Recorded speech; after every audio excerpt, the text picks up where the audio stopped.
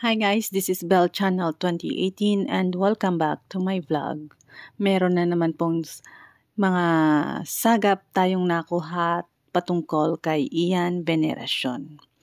Ang mahal pala ni Ian Veneracion for a public appearance.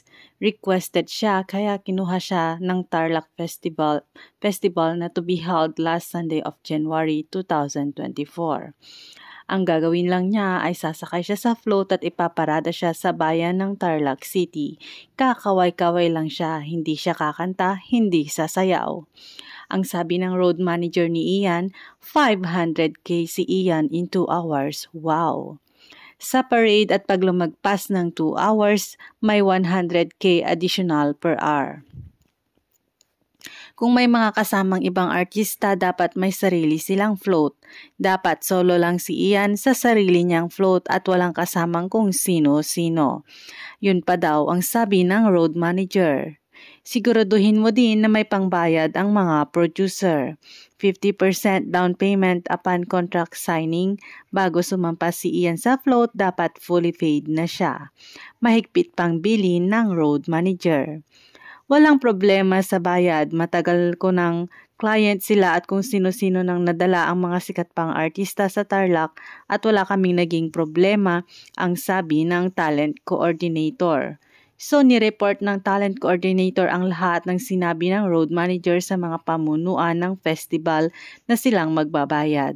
Okay naman daw ang 500k kahit sobrang mahal. Ang hindi nila nagustuhan ay yung 2 hours lang si Ian at pag lumampas sa 2 hours may 100k additional per hour. Nakakatakot. Hindi naman masasabing matatapos ang parade ng 2 oras lang. Baka pag 2 oras lang, dahil bayad na siya, bigla na lang siyang bumaba ng float at iwanan lahat ng tao. Mahal din ang 100k na additional per hour, ang sabi pa nila. Binalikan ng talent coordinator ang road manager at sinabing umayaw na lang ang client. Natakot sila sa 2-hour rule at mahal na nga yung 500k, may time limit pa. Hanggang sa matapos lang naman ang parada. Binalikan daw ng road manager ang talent coordinator at sinabing sige na, okay na. Payag na si Ian sa 500k at tatapusin na lang ang parada hanggang matapos ito. Pero ang sabi ng talent coordinator, hindi bale na po, kinokontak na po si Piolo Pascual as replacement ni Ian. Ang sabi lang sa totoong istorya, OA ang 500k para sa parada kahit 5 oras pa. Buti kung binabayaran si Ian ng kahit 200k per day sa mga taping at shooting niyang magdamag. Kung may teleserye siya o may pelikula siya. Itong 500k na hinihingi niya, kakaway-kaway lang siya sa parada. Pero baka naman yung road manager lang daw ang nagde-demand ng ganito.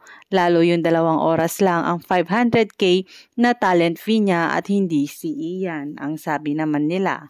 Hindi si Ian talaga yun. Na-experience ko na rin si Ian noon, talagang makwenta siya at nagbibilang talaga siya ng oras.